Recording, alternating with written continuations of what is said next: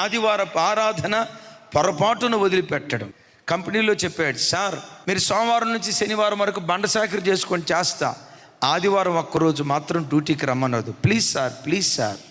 చాలామంది అధికారులు ఆయన మంచితనం నమ్మకత్వాన్ని చూసి ఆదివారం ఆయన డ్యూటీకి రమ్మనేవాళ్ళు కాదు. ఒక అతని మీద పంతం కట్టి లేనిపోయిన పితృలు చెప్పి అతను ఆదివారం వస్తేనే సరే, లేకపోతే నేను నూరుకోను, రివర్స్ అయ్యాడు. కాదన్న పరిస్థితిలో ఆయన్ని పిలిచారు.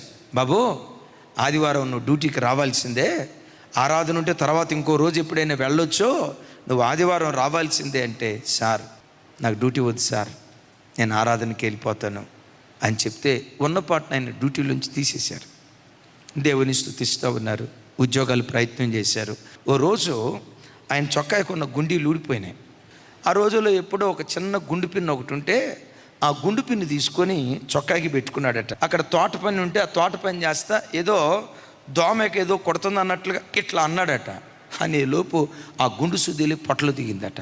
ఓ చిన్న ప్రార్థన చేసుకున్నాడట, దేవా చొక్కాకి పెట్టుకునే ఈ గుండు పిన్ను గుచ్చుకోకుండా ఉండాలంటే ఏం చేస్తే బాగుంటుంది? ఏదైనా ఒక చిన్న ఐడియా నాకు ఇవ్వవా?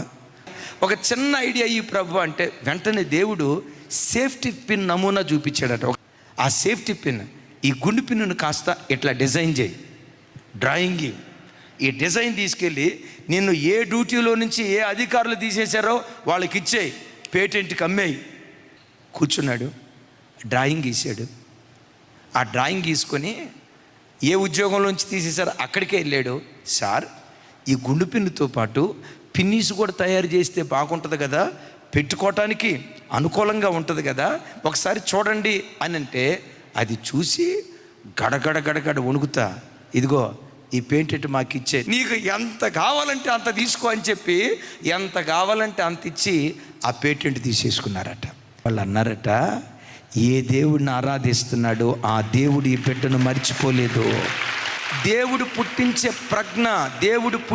ప్రజ్ఞ ఎలా ఉంటుందో ఒకసారి చూడండి. ఆయన పేరు వాల్టర్ హంట. ఈ పిన్నీసు తయారు దీని నమూనా ఎప్పుడొచ్చిందో తెలుసా? 1849 సంవత్సరంలో దేవుని ద్వారా ప్రజ్ఞ పొందుకున్న మనుషుడు దీన్ని తయారు చేశాడు. ఈ నమూనా ఎప్పటికీ చెక్కు చెదరలా. దేవుని కరుణాహస్తం నీకు తోడుగా ఉంది. నీ మాట తీరు ఓ ప్రభావవంతంగా ఉంటుంది.